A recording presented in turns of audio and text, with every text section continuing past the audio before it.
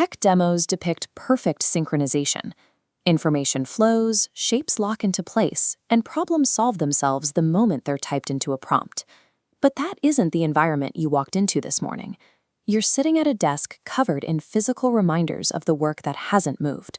Slack threads are spiraling, your mental energy is dipping, and you're still wrestling with the same static spreadsheet that's been on your hard drive for 3 years. This disconnect isn't because you lack the technical skill to use the tools. There is a massive gap between how these systems work in a vacuum and how they actually function inside a Tuesday afternoon workflow. The current generation of AI tools passed the Turing test years ago. They are currently failing the operational test of a standard Monday morning. Most teams tried driving a multi-directional network of intelligence through a rigid linear process line. We force new logic into old habits. This creates the input trap. Treating a complex model like a basic search box shatters the logic, returning fragments that don't fit.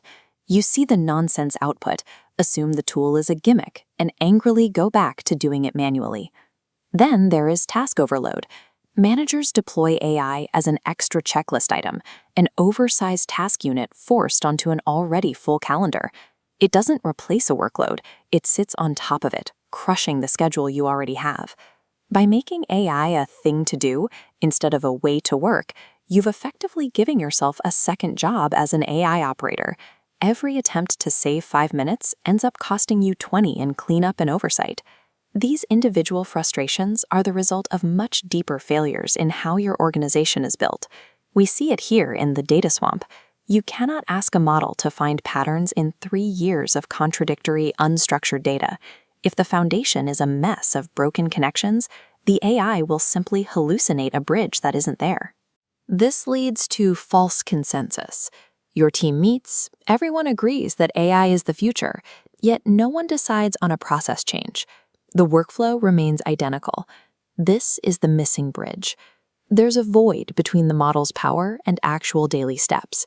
Without structural connection, they never touch. These 5 mistakes result from one recurring habit: applying traditional management intuition to a nonlinear technology. The instinct to move fast and execute is exactly what prevents the integration from actually working. The software is working exactly as designed. The failure point is the way we've been taught to engage with it. Success in this environment requires you to do the one thing corporate culture hates: stop. Stop the frantic prompting. Stop the urge to force a result. You have to allow the system to reveal its own internal logic. You have to watch the data before you try to move it.